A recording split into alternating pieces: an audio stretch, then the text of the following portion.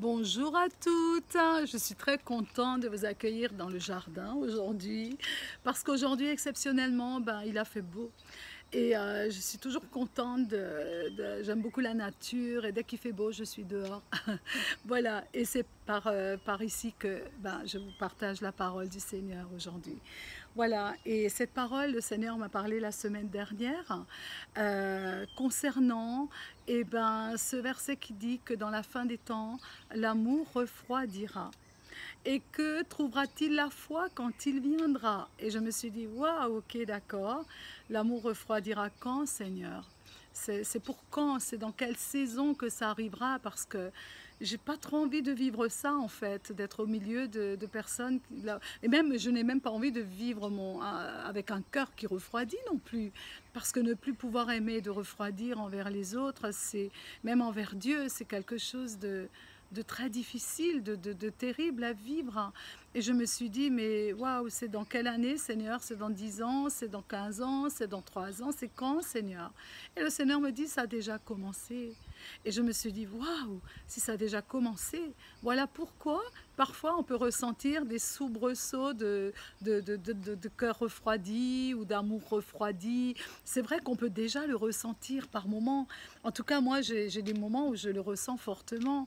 Et je pensais que peut-être c'est moi, peut-être c'est un tel, peut-être c'est un tel, peut-être on essaie de trouver le pourquoi. Mais en réalité, c'est juste une parole qui s'accomplit. La parole du Seigneur va s'accomplir. Elle est écrite, on ne rajoute rien, on ne retranchera rien de toute manière. Et nous allons vivre ces choses-là. Et c'est quelque chose de difficile. Le Seigneur dit, ça a déjà commencé. Waouh, on est au début des choses qui sont vers la fin déjà.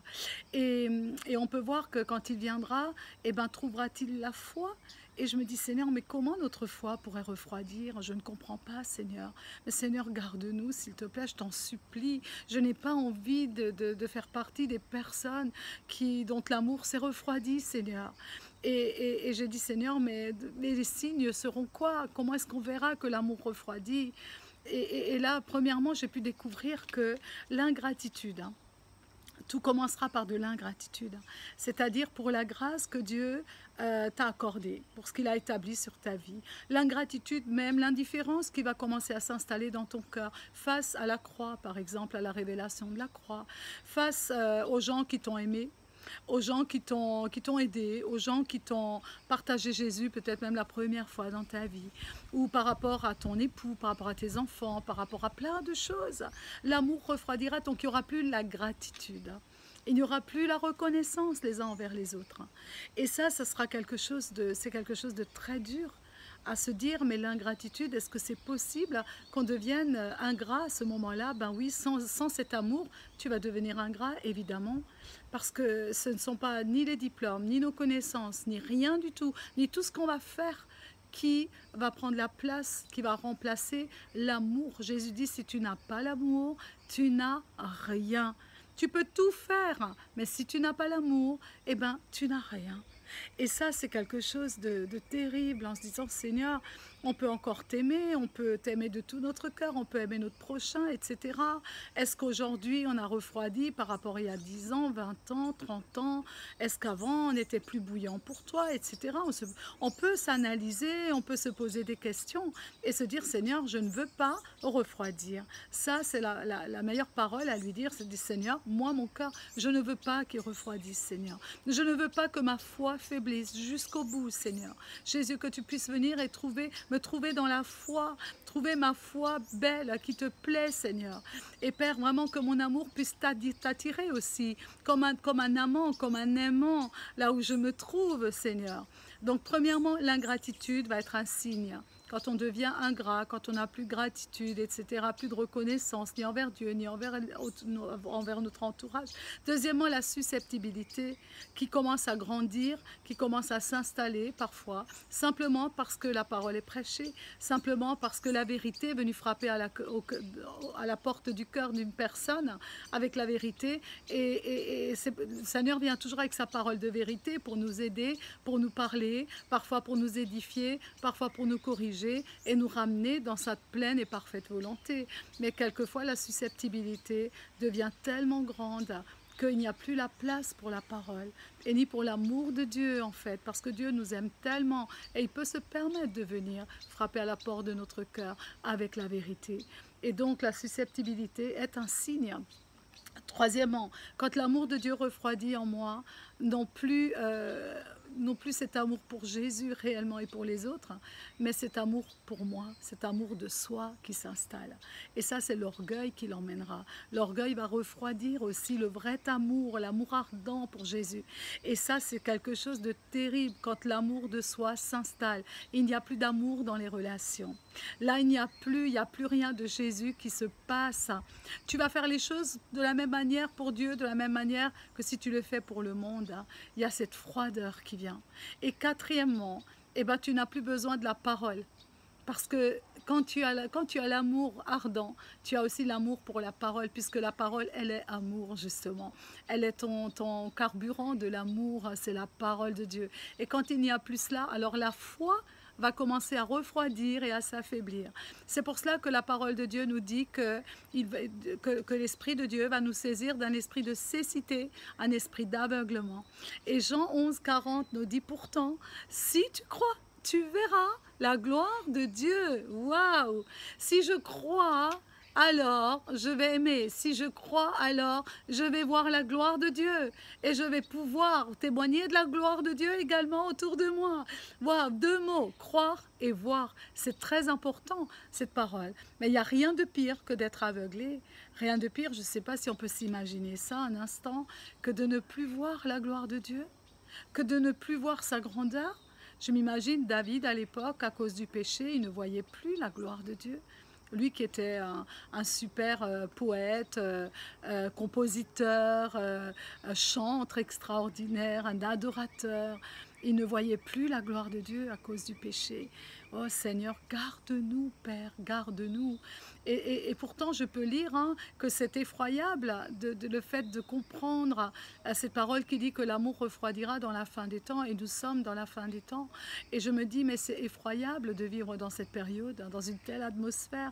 Vous imaginez cette atmosphère ? Vous imaginez quand le Seigneur dit que l'onction sera plus puissante que celle de l'Église primitive, plus glorieuse. Et pourtant, dans ces temps, l'amour va refroidir. Mais Seigneur, fait des miracles, ne permet pas à ce que nos cœurs refroidissent, Seigneur. Amen. Et de ce qu'on vive dans une atmosphère où il y a des cœurs refroidis. Et je me dis, Seigneur, mais si ça devait arriver, si autour de nous, il y a déjà des cœurs refroidis, et je le crois vraiment, il y en a déjà, mais que nous soyons des instruments, pas de jugement, pas des instruments qui blessent en travers de cela en plus, parce que eux ils sont différents que toi tu l'es pour l'instant. La parole dit que si tu es debout, prends garde de ne pas tomber toi-même. Ça veut dire que si toi tu as la grâce d'être debout aujourd'hui, alors utilise ce que tu as pour relever les autres. Seigneur, que l'amour que j'ai en moi aujourd'hui soit une utilité, une nécessité pour relever ceux qui sont en train de refroidir, afin qu'ils reviennent dans le feu du premier amour, Seigneur. Fais de nous des instruments où nous allons chercher ceux qui ont refroidi, Père, où nous n'avons pas accepté cela. Nous n'allons pas accepter, Seigneur, qu'ils soient saisis de cécité. Seigneur, merci de ce que tu donnes le privilège d'être des instruments dans ces temps de la fin, de raviver l'amour dans les cœurs, Seigneur. Que notre attitude ne soit pas une attitude qui refroidit les gens, mais une attitude qui réchauffe le cœur de chaque personne, Seigneur. Merci, Père, pour le miracle que tu opères. Alléluia. Est-ce que tu le désires vraiment? Est-ce que tu le désires vraiment? Ou est-ce que ça te laisse indifférente déjà? Parce que si je deviens indifférente à cela, ça veut dire que je suis déjà en train de refroidir. En tout cas, on ne se rend pas toujours compte, mais ça a déjà commencé. Amen. Et si tu as ressenti comme moi, alors tu sais que peut-être que tu as décidé de de prendre du recul. Parce que parfois, ce qu'on peut ressentir dans l'atmosphère d'un environnement ou d'une communauté, je ne sais pas dans quelle église tu te trouves, peut-être dans une des nôtres, ou peut-être tu écoutes ce message et tu es dans une assemblée, et peut-être que tu peux déjà ressentir cela, et tu as décidé de rester chez toi tranquille pour ne pas être blessé, justement parce que les cœurs commencent à refroidir. Mais je vais te dire, c'est pas le moment de rester chez toi. Là, c'est le moment de venir et d'être au milieu des uns et des autres. Le Seigneur dit, ne cessez de vous assembler, et il le dit aussi pour la saison dans laquelle nous nous trouvons. Pourquoi? Pour que l'amour ne refroidisse pas. Parce que si tu as décidé de prendre du recul, sache que ce que tu risques, c'est que ton amour refroidisse réellement. Parce que c'est plus que l'amour de toi-même, l'amour de soi qui aura vraiment la priorité. D'accord? C'est ton petit confort, peur d'être blessé, alors tu t'enfermes chez toi. Ça, c'est pas l'amour de Dieu qui va aimer ceux qui sont en train de refroidir. Amen. Alors, ressors de ta grotte, de ta cachette et décide. Parce que de toute manière, si tu décides d'aimer ou de ne pas aimer, tu seras toujours blessé dans la vie. Toujours. Moi, j'ai toujours aimé les gens et j'ai toujours été souvent blessée. Et parfois, les gens que j'ai aimés le plus, parfois.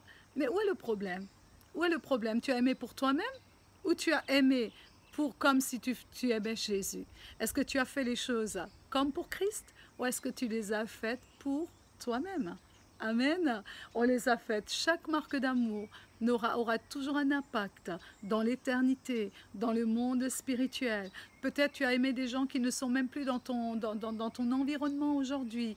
Peu importe, l'amour ne reste personne indifférent. Continue à le faire. Sors de là où tu te trouves et viens au milieu des enfants du Seigneur. Viens au milieu des brebis du Seigneur qui ont besoin de ton amour pour rester brûlante, pour rester bouillante.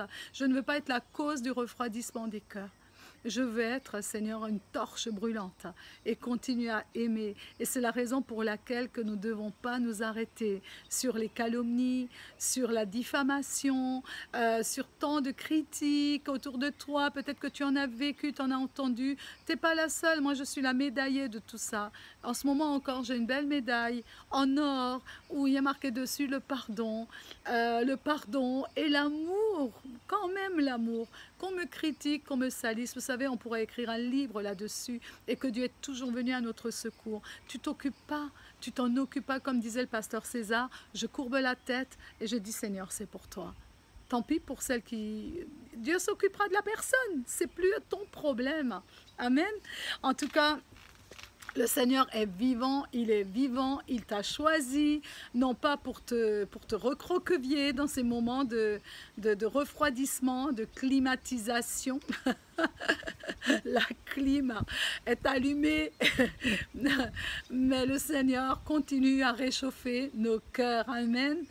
Et je disais, Seigneur, je ressens tellement ce manque dans l'église d'avant, parce qu'il y a 20 ans, il y a 30 ans, je me rappelle l'église de Kourou, pour les Kouroussiens qui m'écoutent, ils se rappelleront des moments où on allait tous les dimanches après-midi, mais on se retrouvait tous les dimanches, chez l'un, chez l'autre, on allait là, on avait des repas, on partageait, on était dans la joie, mais pour moi un dimanche sans cela, ce n'était quasiment pas possible, quoi. Un dimanche pour moi c'était l'amour fraternel. Et le dimanche après-midi, pendant un moment, quand il y avait la saison sèche, vous savez où nous allions, et d'ailleurs les Kouroussiens pourraient vous le dire, on allait au village amérindien. Et on emmenait des gâteaux et on allait sous les carbets là-bas et tous les Amérindiens venaient vers nous, on était ensemble tous les dimanches et on partageait l'amour de Jésus. On partageait la parole du Seigneur. On n'avait pas de tablette, de téléphone portable. On restait chez nous parce qu'on était sur Internet. Non, on était dehors, on était au milieu des gens. On emmenait des gâteaux. On emmenait nos enfants. Ils ne restaient pas à la maison devant Internet, nos enfants. Il n'y avait pas encore cela. Mais le monde a changé. Je vous assure, en peu d'années, l'amour refroidit. Pourquoi? Parce que le monde a changé. Tout le système a changé. On n'est plus dans le relationnel. On n'est plus dans la joie de retrouver quelqu'un et de parler avec lui pendant 2 heures, de partager un gâteau, un café. On n'est plus dans cette logique-là. Aujourd'hui, on est bien sur Internet avec un café à côté et le gâteau à côté. Mais moi j'aime beaucoup, ce qui me manque énormément, c'est cette relation avec les autres.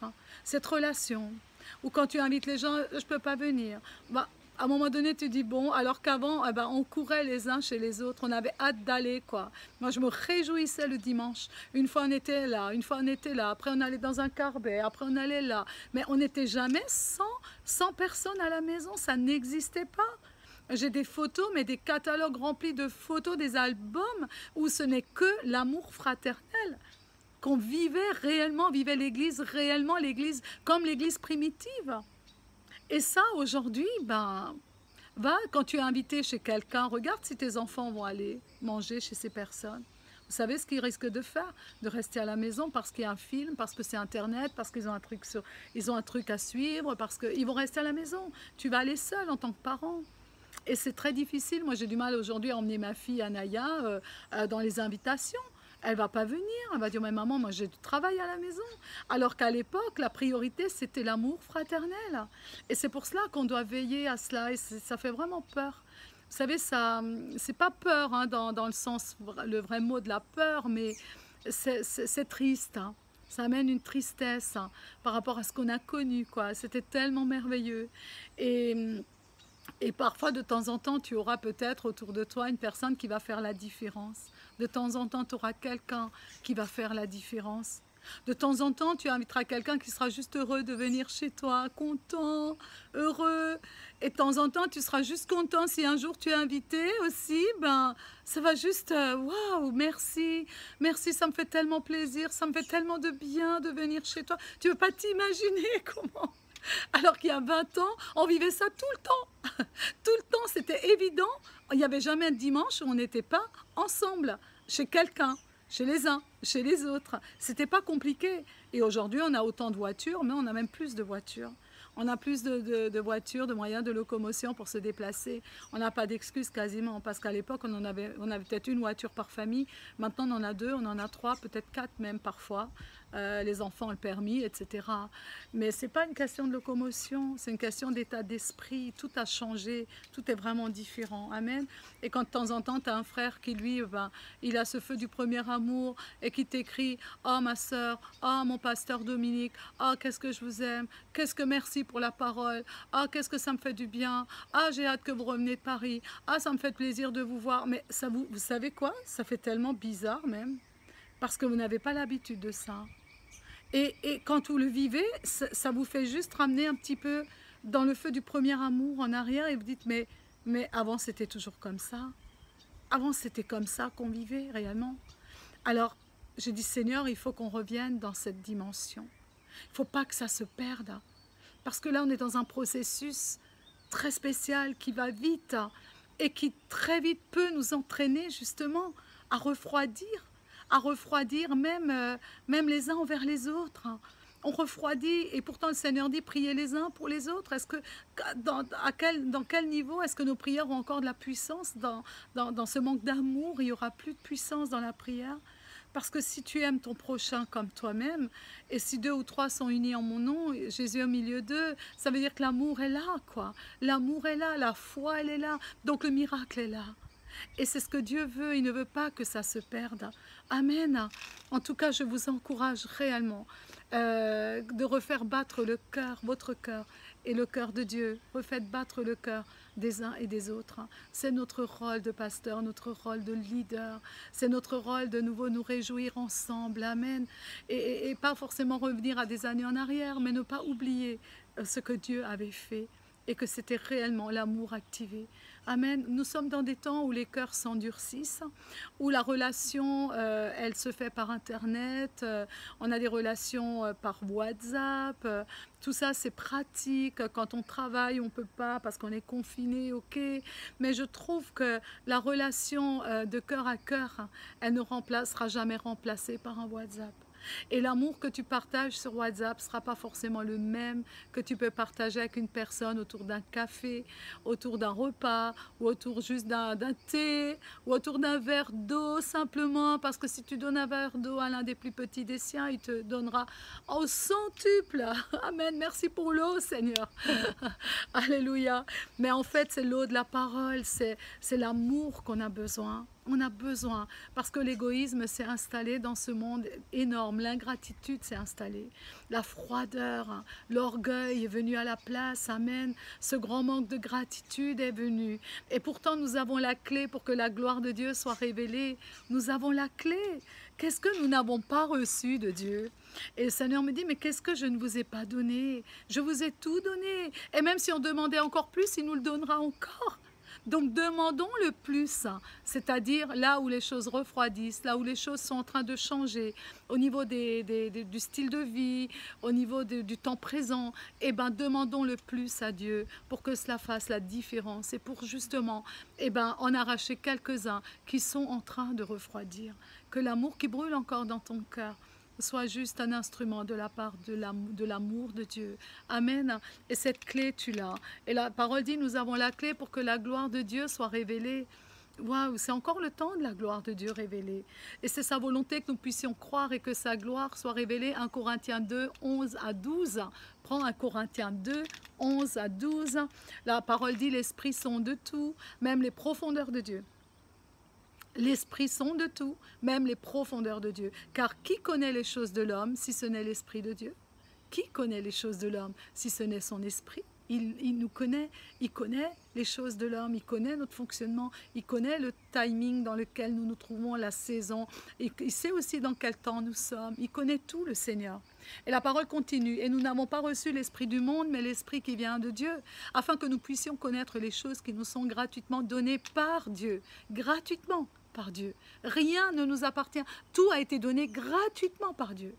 Et c'est la raison pour laquelle que je disais la semaine dernière au G12 primaire, il est temps de revenir dans le parler en langue, chanter dans l'esprit, comme nous ne l'avons jamais fait jusqu'à présent, bien que nous l'avons déjà fait, nous savons, nous connaissons cette dimension, mais le fait de revenir et chanter dans de nouvelles langues, jusqu'à ce que l'onction descende, jusqu'à ce que tu sois transporté dans la présence de sa gloire, prier dans de nouvelles langues, peu importe où tu te trouves, tu peux prier dans de nouvelles langues à l'intérieur de toi-même, si tu ne peux pas t'exprimer, en fonction des endroits dans lesquels tu vas être, te trouver, et aussi prier dans de nouvelles langues. L'apôtre Paul disait, j'ai prié en langue plus que vous tous. Et pourtant, il était dans des temps où l'Église était quand même persécutée, l'apôtre Paul. Et il priait dans de nouvelles langues plus que nous tous. Et nous avons encore une mission à accomplir. Et cette mission, au travers de l'amour qui ne refroidira pas, mais qui réchauffera le cœur de ceux qui refroidissent, est-ce que vous pensez que c'est possible ? Est-ce que vous pensez que c'est possible? Et nous avons besoin de cela, parce que vu le Covid, tout ce qui s'est passé, beaucoup d'enfants de Dieu se sont éloignés de Dieu. Beaucoup ont refroidi, beaucoup ont été blessés, beaucoup se sont sentis abandonnés, rejetés. Mais vraiment, il y a eu tant de combats, tant de choses que l'ennemi a opéré, suscité dans les vies. Dès qu'il trouve une occasion, il s'installe dans la vie des gens. Et vous savez que la plus grande chose qu'il peut faire, si l'amour est la plus grande chose que nous avons, si tu n'as pas l'amour, tu n'as rien. Vous savez que c'est la chose que le diable va détruire en premier, en fait. Parce qu'il va combattre ce qui est le plus important pour Dieu. Il va combattre la foi, la prière, la foi, la lecture de la parole, mais il va combattre l'amour, qui est la chose essentielle que Dieu t'a donnée. Et que si tu as l'amour, tu as tout. Si tu n'as pas d'amour, tu n'as rien. Alors il va atteindre l'Église, il va essayer d'attaquer l'Église, il va t'attaquer dans ta famille pour atteindre l'amour des uns et envers les autres. Et l'amour de Jésus, cet amour que tu reçois de sa parole, de sa présence. Et nous avons besoin d'être alimentés par l'amour de Dieu. Notre cœur doit rester brûlant. La flamme doit être embrasée, embrasée. Et c'est ce que Dieu veut. Nous en avons besoin maintenant. Prier en langue. Et plus que jamais, dit la parole. Ainsi, nous recevons la connaissance du cœur de Dieu. Waouh! Partout, le Saint-Esprit est en train d'amener une adoration dans l'esprit. Dans beaucoup d'églises, je peux voir que le Saint-Esprit est en train de rallumer ce feu dans les cœurs. Et c'est tellement beau d'adorer en esprit, en vérité. Chanter dans l'esprit chaque jour, avec le chant des anges, accompagné par les anges du ciel. Waouh, maman, Seigneur, c'est tellement merveilleux. C'est tellement formidable. Et la foi aussi, nous allons l'exercer pour plein de choses. Mais exercer la foi pour nous élever dans la dimension de sa gloire, pour voir et connaître la dimension, les profondeurs de Dieu. C'est pour cela, la foi, nous devons l'exercer pour plein de choses. Amen. La foi, tu vas l'exercer pour aller dans la dimension de la gloire. Il te faut la foi aussi, pas seulement pour acheter ton pain, mais aussi pour aller dans la dimension du surnaturel, il te faut la foi. Et c'est la raison pour laquelle que Dieu te donne la foi au travers de la parole, au travers de la communion. Amen. Et si tu vas dans la dimension de la foi, c'est quoi? C'est pour voir et connaître la dimension, les profondeurs de Dieu, me dit la parole de Dieu. Waouh! Il vous a été donné de connaître les mystères du royaume des cieux.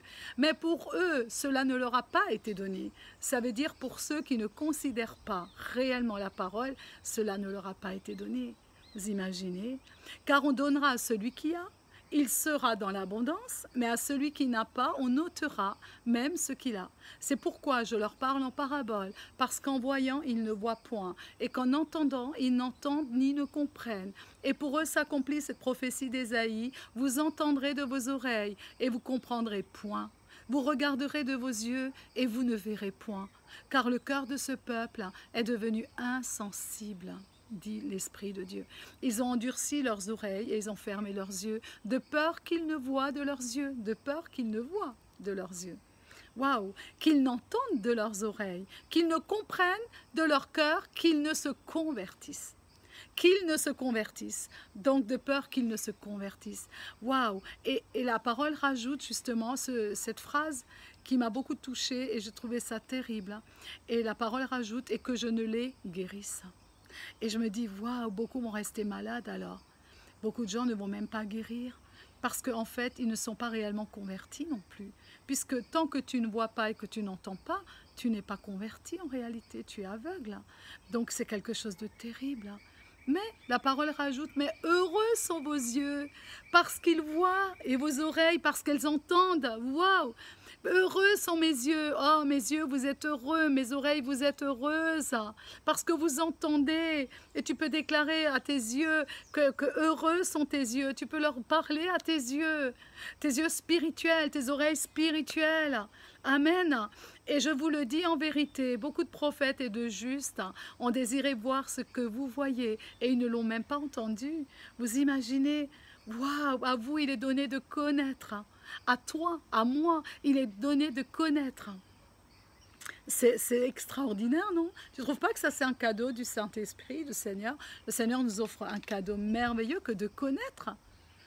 Waouh, d'avoir la connaissance par l'Esprit, la connaissance par la vision et la connaissance par l'écoute. C'est quelque chose d'extraordinaire. Je ne sais pas si ça t'est arrivé en pleine nuit de te réveiller, enfin de même pas te réveiller, mais pendant le sommeil, tu as une vision. Et Dieu te parle, Dieu te donne, moi ça m'arrive souvent ces derniers temps, un titre de prédication. Dans le sommeil, dans le rêve, j'ai un titre de message, la parole, le Seigneur me donne le titre, le matin je me réveille, le titre est toujours là. Et je sais que c'est un message que Dieu me donne pour la prochaine prédication. Et pourtant je l'ai vu écrit, je l'ai vu le titre, même si mes yeux étaient fermés, dormaient. Mais dans l'esprit, je vois, dans l'esprit mes oreilles entendent, même si Dieu me parle la nuit, je vais l'entendre. Amen. Et surtout, ce qui est beau, c'est que tu es choisi justement pour cela. Waouh! Pour avoir la connaissance par l'esprit.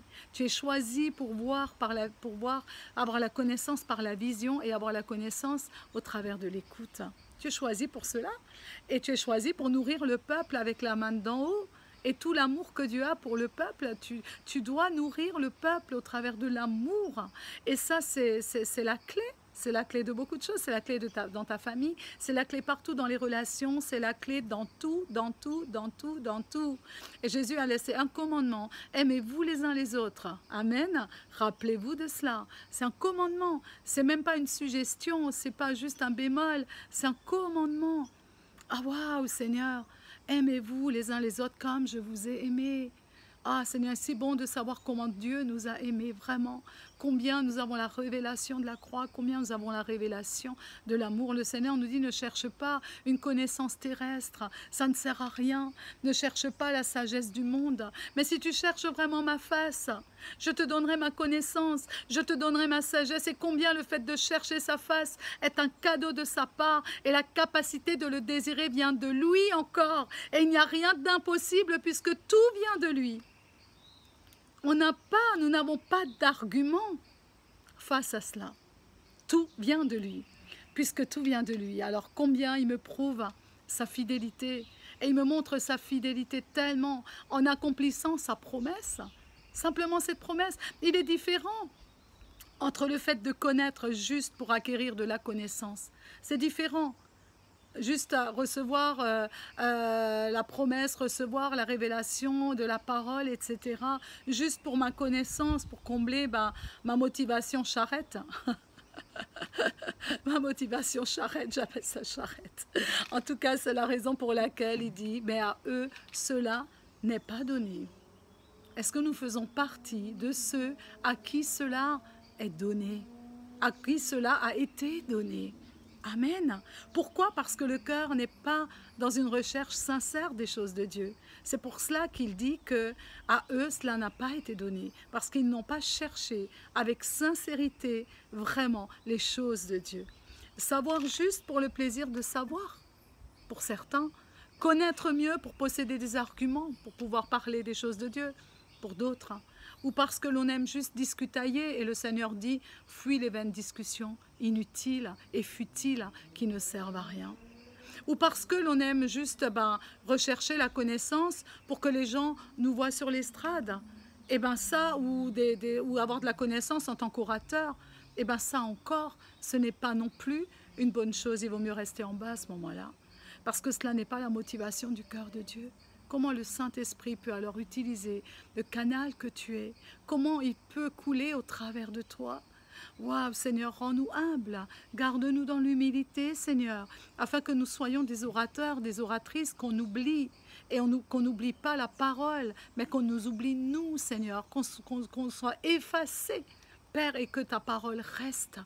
Seigneur, qu'on se rappelle même plus de qui a prêché, mais qu'on se rappelle du message. Seigneur, merci pour tout ce que tu vas faire.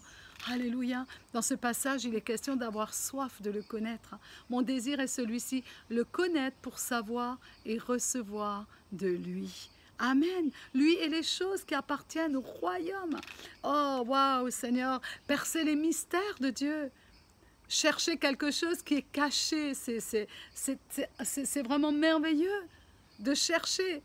Et des choses qui sont secrètes. Vous savez, quand j'étais petite, on allait dans le grenier de ma grand-mère et il y avait des malles, il y avait des vieux trucs bien fermés, on ne pouvait pas ouvrir, il n'y avait pas la clé. La grand-mère souvent n'avait même plus les clés parce qu'elle les avait perdues avec le temps. Et puis nous, on était curieux, alors certaines malles, elles s'ouvraient, donc pour nous, c'était incroyable, on découvrait des trucs. Waouh, waouh, c'est tout poussiéreux, rouillé, machin, mais c'était, waouh, c'est des mystères, c'est des secrets. Et puis dès que la grand-mère arrivait, on refermait tout de suite parce qu'on savait que c'était rangé là, mais qu'il ne fallait pas toucher, quoi. Et c'était beau. Et si vraiment nous avions cette motivation aujourd'hui de découvrir les secrets du cœur de Dieu, c'est des secrets qui sont dans son cœur et dans le royaume, dans sa présence. Si nous avions cette motivation de petit enfant curieux qui allons justement au bon endroit pour accéder à ces secrets. Vous savez que les choses de Dieu qui sont près de son cœur, le Seigneur te les révèle. Et le Seigneur n'a pas dit que tu n'auras pas la révélation de ces choses. Au contraire, ces choses, elles sont scellées, mais la parole dit que son désir est de te les révéler. Et ça, c'est beau. Tu peux avoir cette curiosité-là de petite, avec le cœur d'un enfant qui va chercher un trésor dans le grenier de sa grand-mère. Là, tu vas aller chercher ton trésor, dans le cœur de Dieu. Et ça, c'est notre part. Si simplement je le désire, je dois le désirer. C'est ma part si je le désire réellement. Amen. Et ça c'est vraiment lui consacrer du temps. Il faut que je lui consacre du temps. Il faut que je passe du temps en sa compagnie aussi. Parce que bien souvent, comme faisaient les prophètes, qui posaient beaucoup de questions à Dieu, tu peux poser des questions. Seigneur, tu vas t'asseoir à ses pieds, et tu t'assois à côté de lui, tu t'assois sur ses genoux comme tu veux, mais lui dire, Seigneur, que penses-tu de ceci? Que penses-tu, Seigneur, de cela?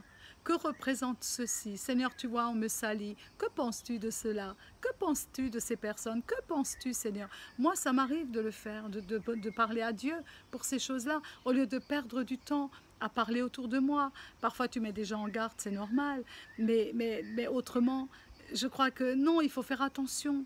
Je crois que si nous allons dans sa présence pour lui poser les bonnes questions, Dieu va vous répondre. Et Dieu va prendre le contrôle de la situation.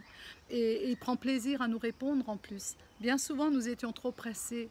et nous partions avec nos peines, nos incompréhensions sur le lieu du travail, ou nous partions peut-être même dans la présence de l'Assemblée, avec des choses dans le cœur, parce que nous n'avons pas pris le temps de poser les bonnes questions au Seigneur. Et pourtant, Dieu, il a les réponses. Amen. Et le but, c'est justement de ne pas refroidir. Le but, c'est de ne pas perdre l'essentiel, en fait, dans notre vie. Il a tant de choses à te révéler. Il a tant de choses à nous dire.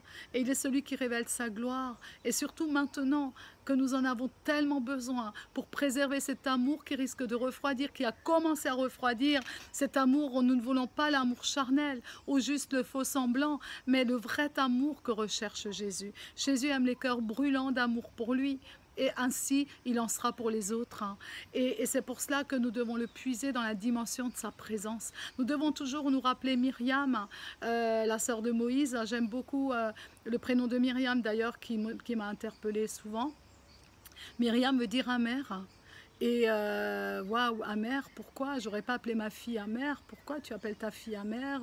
Mais oui, parce que Myriam, elle est née dans une saison qui était vraiment significative, où tout était amer.